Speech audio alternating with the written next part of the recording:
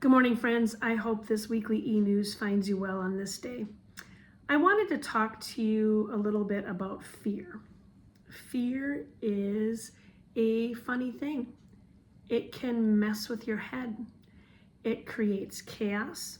It sometimes has an energy that is incredibly difficult to stifle. Fear likes company and it rallies the masses. And then things are said and done from a place of scarcity and even harm. So, what do we do with fear? This Sunday that's coming up on December 14th is the third Sunday in Advent, and we will highlight the theme, even in our fear, we are called forward. Being called forward means saying yes to something. Sometimes saying yes to something that you least expect is the most fearful thing one can do. How many times have we moved forward through our fear and ventured into something new and life-giving? Perhaps this is God's way of inviting us to live more fully into who we are called and created to be. Perhaps this is an acknowledgement that each of us are faced each day with small, quiet acts of courage laced with God's yes, even when our knees shake and our voices tremble. One of the readings that we're going to read on Sunday is from the Gospel of Luke, chapter 1, when the angel Gabriel comes to Mary and tells her she's going to have the baby. She's going to have Jesus. She's going to have the Son of God. It's Mary's call story. Mary consents in this calling, and yet before she gets to consent, there is definite fear and self-doubt and lack of self-confidence and a great deal of uncertainty. Specifically, Mary was quite perplexed before she said yes to such a request from the angel Gabriel. "How can this be?" she asked. How can this be?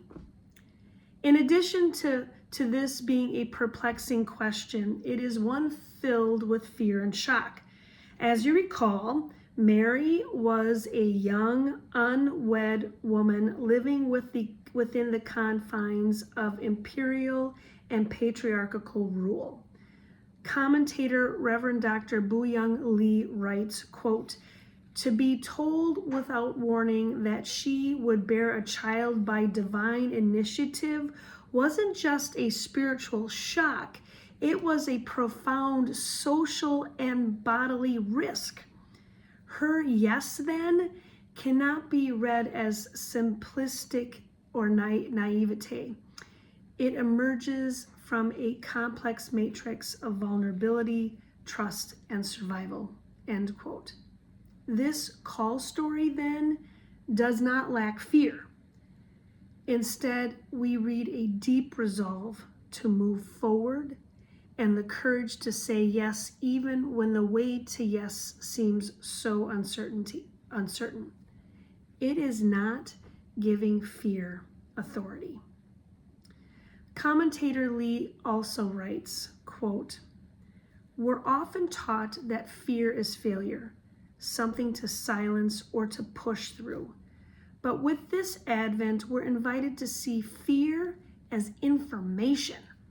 Some fear protects us, but some fear is the threshold of transformation, the fear that comes when we are on the edge of saying yes to God, the fear that signals deep vulnerability and deep possibility.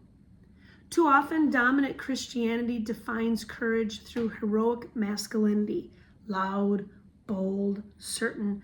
But Mary models a different courage, the courage to ask questions, to hesitate, to need more time, and take just one uncertain step," end quote. Let's just take one more step then with fear within the confines of courage, knowing that more awaits with joy and love than death and despair. Let's not give fear all the control, and let's continue to move forward in faith together.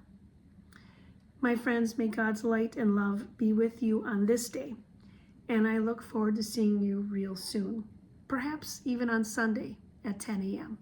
Take care, my friends. Be safe, and I look forward to seeing you. Bye.